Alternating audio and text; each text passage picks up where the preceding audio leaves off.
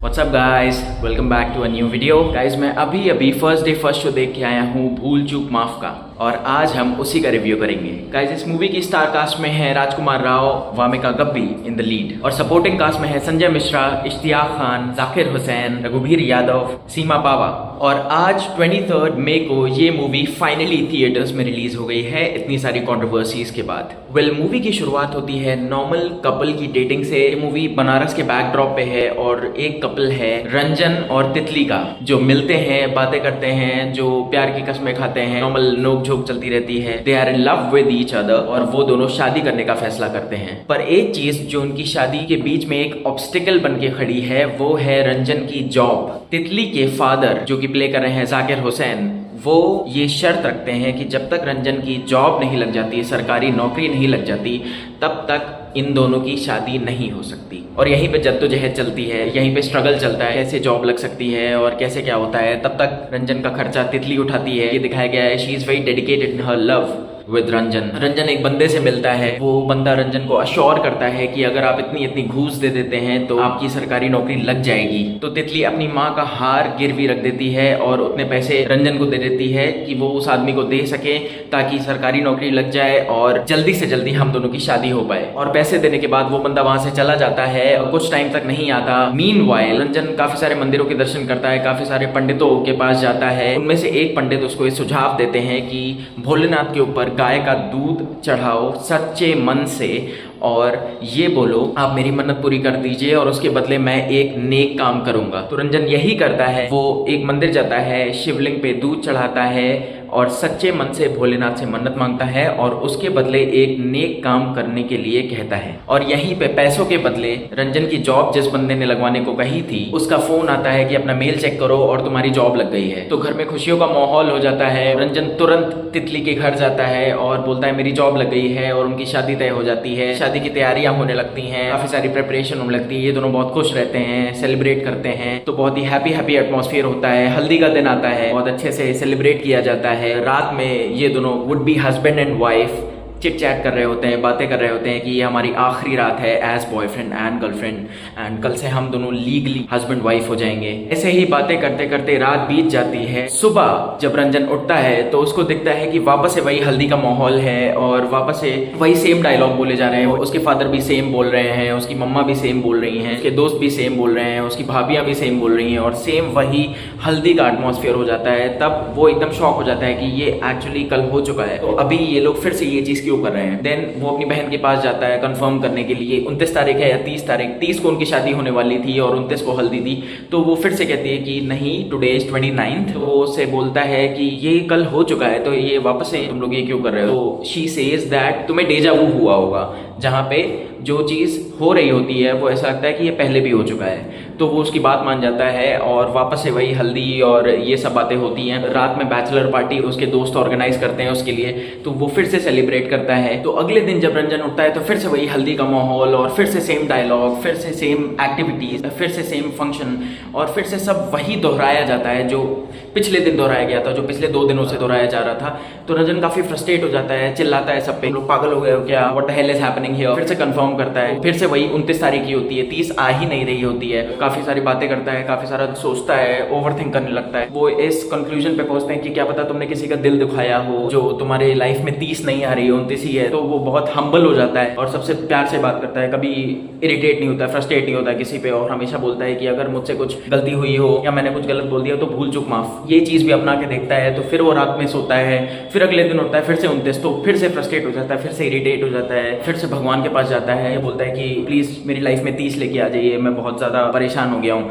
फिर से वो रात में सोता है, तो फिर से अगले दिन वही 29, तो बहुत ज्यादा फेडअप हो जाता है, वो एकदम क्लूलेस हो जाता है, उसके पास सोचने को कुछ बचता ही नहीं है, एकदम ब्लैंक हो जाता है। तो वो फाइनली डिसाइड करता है सुसाइड करने का, वो गंगा जी में कूद के अपनी जान दे देगा। वहां से एकदम से उसके दिमाग में आता है, क्लिक करता है कि मैंने तो मन्नत मांगी थी कि मुझे एक नेक काम करना है, शायद वो नेक काम नहीं हुआ है अभी तक, वो पेंडिंग है, इसीलिए मेरी लाइफ में 30 नहीं आ रही है। फिर वहां से मूवी फनी से थोड़ा सा इमोशनल पे आ जाती है, थोड़ा सा सीरियस बैकड्रॉप पे आ जाती है कि एक्चुअल में वो नेक काम क्या है। जब उसको पता चलता है तो उसकी लाइफ 360 डिग्री यू टर्न ले लेती है। तो रंजन के दिमाग में क्या आता है, वो नेक काम क्या है और उसको करने से उसकी लाइफ में क्या चेंजेस आने वाले हैं, ये देखने के लिए आपको मूवी देखनी पड़ेगी। तो गाइस मूवी की बात करें तो मूवी में हिलेरियस मोमेंट्स बहुत सारे हैं। मूवी के फर्स्ट हाफ में बहुत सारे हिलेरियस मोमेंट्स हैं, बहुत सारे हंसी मजाक हैं, बहुत सारे वन लाइनर्स हैं। उसके दोस्तों के साथ उसकी बॉन्डिंग, उसकी गर्लफ्रेंड के साथ उसकी बॉन्डिंग, रंजन की पूरी लाइफ सिर्फ एक जॉब पे टिकी हुई है, ये दिखाया गया है। So first half was about that. Second half में मूवी थोड़ा सा सीरियस टर्न लेती है और दिखाया गया है कि आप किसी का हक मार के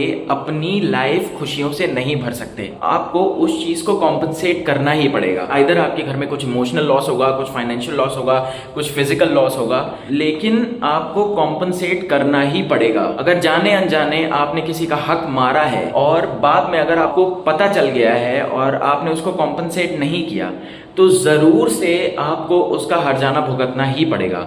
यही है मूवी का थीम और एक बहुत बड़ी सीख है। मूवी में एक मैसेज है। रंजन एक बार एक पंडित के पास जाता है। वो पंडित उसको ये बोलते हैं कि महाभारत में भी जब अर्जुन को सेल्फ डाउट हुआ तो श्री कृष्ण को पूरी की पूरी गीता उनको समझानी पड़ी, उनको सेल्फ अवेयर करने के लिए कि तुम्हारा दायित्व क्या है। तो इसका निष्कर्ष सिर्फ एक लाइन में निकलता है कि कर्म करे जाओ और फल की इच्छा मत करो। So that's what the movie is all about. So guys movie की अगर बात करें तो movie is entertaining and is a decent one time watch. और क्योंकि राजकुमार राव का जो स्टैचर है, उसकी जो बॉडी लैंग्वेज है, उनकी जो एक्टिंग है, वो ऐसा लगता है कि एक बॉय नेक्स्ट डोर की एक्टिंग है। वो सब रिलेटेबल लगती है कि हाँ यार ये तो बगल में ही एक लड़का रहता है, वो तो वैसी ही बातें करता है। ऐसा लोग उनसे बहुत, जो नॉर्मल कॉमन ऑडियंस है वो उनसे बहुत जल्दी कनेक्ट कर जाती है। तो Rajkummar Rao as he is a phenomenal actor, वो हमेशा ही बहुत अच्छी एक्टिंग करते हैं। इसमें भी उन्होंने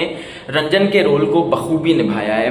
वो रोम कॉम में भी बहुत अच्छी एक्टिंग करते हैं, सीरियस में भी बहुत अच्छी एक्टिंग करते हैं। इसमें भी उन्होंने बहुत अच्छी एक्टिंग की है। Wamiqa Gabbi at the same time उन्होंने तितली का रोल प्ले किया है, जो एक नॉर्मल टीयर 2 सिटी की एक झल्ली लड़की है, एक तेज लड़की है। वो रोल उन्होंने बहुत अच्छे से प्ले किया है। उनकी और राजकुमार की केमिस्ट्री भी आपको बहुत अच्छी लगेगी। Along with that supporting cast में है सीमा पावा, जो राजकुमार की मम्मी का रोल प्ले कर रही हैं, जिनका अचार का एक बिजनेस है and she is running a good business. जो यहाँ पे ये दिखाया गया है, वुमेन एम्पावरमेंट भी बहुत अच्छे से दिखाया गया है इस मूवी में। और रघुबीर यादव राजकुमार के फादर को रोल प्ले कर रहे हैं। वो एक नॉर्मल फादर जो अपने बेटे पे इरिटेटेड रहते हैं, जो चिल्लाते हैं, नॉर्मल मतलब एक नॉर्मल मिडिल क्लास फैमिली की तरह जो है पोर्ट्रे किया गया है इस फैमिली को। इश्तियाक खान और राजकुमार की बॉन्डिंग एज फ्रेंड्स बहुत अच्छी दिखाई गई। ये दिखाया गया है कि Ishtiaq Khan is always there for him in every situation. Zakir Hussain is playing the role of Wamiqa Gabbi's father, और वो भी एक टेंस्ड फादर है। वो भी चाहते हैं कि मेरी बेटी एक ऐसे घर में जाए जहाँ पे मेरा जो सन इन लॉ है वो सेटल्ड हो, उसकी एक नॉर्मल जॉब हो, सिक्योर जॉब हो, वेल सेटल्ड हो। एक नॉर्मल फादर ऐसा ही सोचता है अपनी बेटी के लिए, और उन्होंने ये रोल बहुत अच्छे से किया है। एंड संजय मिश्रा, इन्होंने उस बंदे का रोल प्ले किया है जो पैसों के बदले लोगों की जॉब लगवाता है। इनका रोल बहुत ज्यादा नहीं है, बट इनका रोल मूवी में सबसे ज्यादा इम्पैक्टफुल है। इनका रोल आपको फील होगा and you will feel goose bumps. Last में इनका एक मोनोलॉग है कुछ मिनट्स का, और वो मूवी के खत्म होने से थोड़ी पहले है, और वो आपको सच में इमोशनल कर देगा। एक अच्छे एक्टर की यही निशानी होती है कि जितना भी उनको स्क्रीन स्पेस मिले वो उसमें ही अपनी छाप छोड़ के चले जाते हैं। And that's exactly what Sanjay Mishra did. Guys, overall movie was a green from my end. It is a decent one-time watch, entertaining है। बीच बीच में ट्विस्ट एंड टर्न्स आते रहते हैं। जो फ्रस्ट्रेशन होता है राजकुमार को कि डेट आगे नहीं बढ़ रही, वो उनके चेहरे पे झलकता है। तो ये मूवी देखने लायक है, एक फैमिली एंटरटेनर है। इस वीकेंड आप ये मूवी जरूर देख सकते हैं अपनी पूरी फैमिली के साथ। तो गाइज यही था आज का रिव्यू। आई होप आप सबको ये वीडियो अच्छा लगा होगा। Then please like, share and subscribe and hit the bell icon, so मेरे आने वाले वीडियोस के नोटिफिकेशंस आपको पहले से मिल जाएंगे। आने वाले टाइम में मैं बहुत अच्छी मूवीज, बहुत अच्छे कंटेंट्स का रिव्यू करूंगा। Along with that I am giving you the latest Bollywood updates on a daily basis, so please do check it out and don't forget to subscribe. All right, thank you so much for watching the video. Love you guys, see you soon.